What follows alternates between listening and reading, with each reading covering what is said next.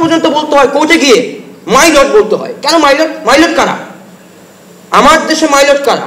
বিশেষভাবে স্মরণ করছি এবং একই সঙ্গে 2024 সালের গণ অভ্যুত্থানের সকল শহীদদেরকে বিশেষভাবে স্মরণ করছি।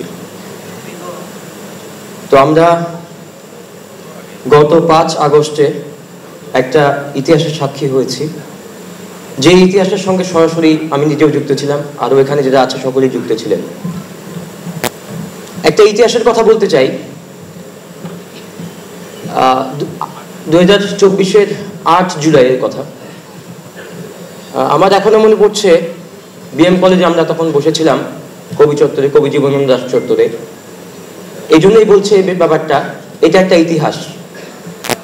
সেই দিন আমরা একটা আন্দোলন পরিচালনার জন্য একটা সমন্বয় কমিটি বা একটা আন্দোলনের সংগঠকদের কমিটি করেছিলাম। সেখানে 6 জন সদস্য ছিল, আমিও ছিলাম। এবং পরবর্তীতে সেই আন্দোলনটাকে আমরা ব্যাপক আকারে নিয়ে যাই সেই 8 জুলাইয়ের পরবর্তী সময় থেকে। এবং পরবর্তীতে আপনারা দেখেছেন নতুল্লাবাদ এলাকার আন্দোলন। এবং আমি 18 তারিখ একবার আহত হয়েছিলাম ছাত্রলীগের দ্বারা। এবং 31 জুলাই কোর্ট চত্বরের সামনে থেকে আপনারা দেখেছেন যেভাবে লাঠিচার্জ করা হয়েছে আমাদের উপরে বর্বরভাবে। এবং আমাকে সহ আমাদের আরও 13 জন সহযোদ্ধাকে গ্রেফতার করা হয়েছিল।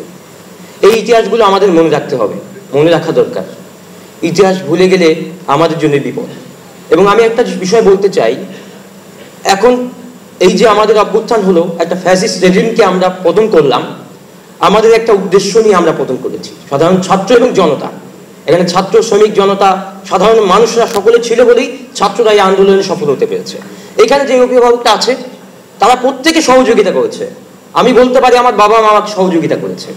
তারা নিজেরা, আমার বাবা পুলিশ চাকরি করতেন, সে রিটায়ার্ড পারসন, অথচ তিনি আমাকে বলছেন যে আন্দোলনে যাও, কাজ করো, মানুষের জন্য কাজ করো। এইটা আমাদের অনুপ্রেরণা। আমরা চাই আমাদের মা বাবারও এমন হোক, আমাদের মা বাবারও ক্ষুদিরামের মতো তাদের সন্তানরা যেন ক্ষুদিরাম হয়ে উঠতে পারে।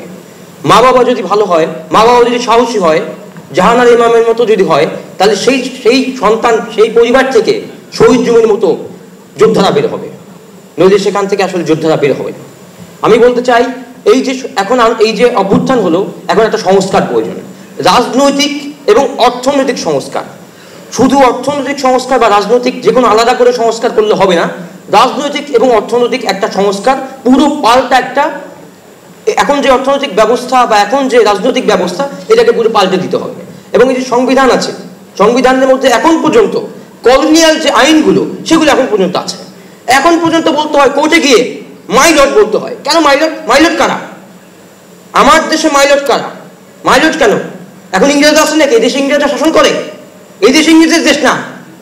এই দেশ এখন ইংরেজদের কলোনিয়াল এখন নেই, কলোনি নেই। এটা বাংলাদেশের জনগণের দেশ, 20 কোটি মানুষের দেশ, তাদের এটা বাংলাদেশ, গণপ্রজাতন্ত্রী বাংলাদেশ। অতএব জনগণ এই দেশের মালিক। সেই জনগণ কেন বলবে? জনগণ কেন মাই লর্ড বলবে? এগুলো পরিবর্তন করতে হবে। এবং যত ব্রিটিশ আইন আছে, সকল ব্রিটিশ আইন পরিবর্তন করতে হবে, ছুঁড়ে ফেলতে হবে। বুঝলে আমাদের নিজস্ব আইন তৈরি করতে হবে। এবং আমি বলতে চাই, আজকে 5 আগস্টের পরে অনেক রকম দেখছি ফ্যাসিবাদের যারা দোষর, যারা আওয়ামী লীগের লোকজন ছিলেন, তারা এখন ছাত্রলীগের লোকজন, তারা পুনর্বাসিত হচ্ছে, নানাভাবে পুনর্বাসিত হচ্ছে, তাদেরকে বিভিন্ন পুনর্বাসন করা হচ্ছে। এই পুনর্বাসন যদি করা হয়, আমরা কিন্তু আন্দোলন করেছি, নেতৃত্ব দিয়েছি। এই বরিশাল বিভাগের, দক্ষিণবঙ্গের হাজার হাজার মানুষ আমাদের চেনে, আমাকেও চেনে। অতএব যদি আবার আন্দোলন করতে হয়, আন্দোলন আমরা করতে পারবো। আমরা মরতে শিখে গেছি, আমাদের নতুন করে আর শেখাতে হবে না কারো।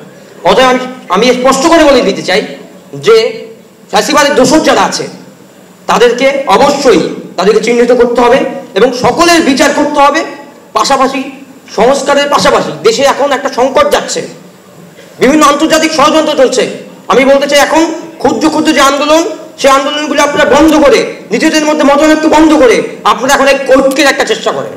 দেশের সকল মানুষকে, আপনারা যদি দেশকে ভালোবাসেন, আমার যদি দেশ থাকে, আমরা নিজেদের মধ্যে নিজেরা মারামারি করতে পারবো। আমাদের অখণ্ডতা যদি না থাকে, আমাদের সার্বভৌমত্ব যদি না থাকে, আমরা তাহলে আমাদের নিজেদের মধ্যে মারামারি করার সুযোগও থাকবে না।